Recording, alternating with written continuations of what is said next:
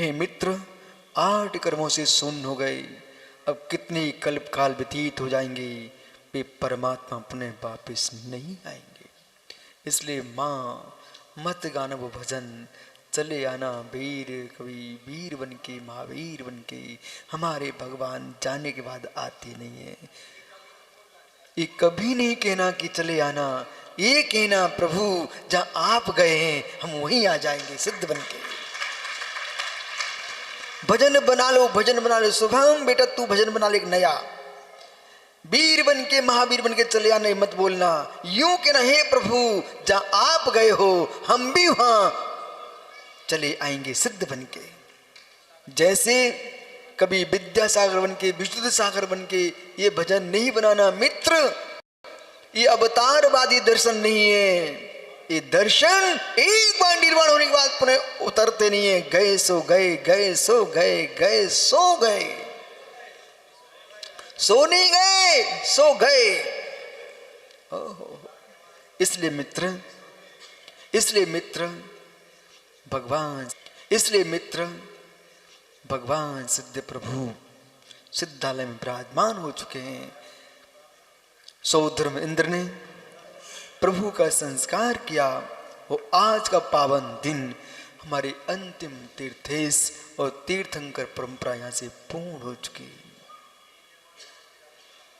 वीर निर्वाण को प्राप्त हुए, वीर निर्वाण को प्राप्त हुए, पंडित पंडित मरण को प्राप्त हुए प्रभु, पंडित पंडित मन को प्राप्त हुए। ऐसी भावना भाव, हे नाथ मेरा भी पंडित पंडित मरण हो, पहले पंडित मरण हो। नियम से पंडित मरण हो गया तो नियम से पंडित पंडित मरण होगा होगा होगा।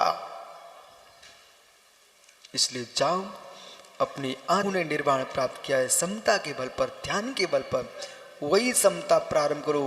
वीर सेन जी मित्र सारे जगत के जीवों से कहो, कलुषता हटा दो, मोक्ष पालो। कहो ज्ञानी, अहो ज्ञानियो, कलुषता हटा लो, मोक्ष पालो। कलुष हटा लो, मोक्ष पालो। जब तक कलुषता नहीं हटेगी तब तक मोक्ष वकील साहब नहीं मिलेगा।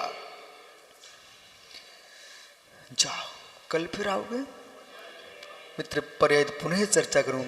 और सुबह आपने प्रभु मित्र पर्याय पुनः चर्चा करूं। और सुबह आपने प्रभु के निर्वाण पर लाडू चढ़ाया और शाम को प्रभु भगवान गौतम स्वामी को कैवल्य प्रकट हुआ है। अहो आश्चर्य, इतने देर तक भगवान को गौतम स्वामी को केवल ज्ञान नहीं हुआ। पंडित गौतम स्वामी ने महावीर स्वामी से पूछा कि प्रभु मुझे कैवल्य क्यों नहीं हो रहा है। प्रभु की वाणी में क्या कहा, गौतम अभी तुमको महावीर का राग है, तब तक महावीर का भी राग रहेगा तब तक निर्वाण होने वाला नहीं है।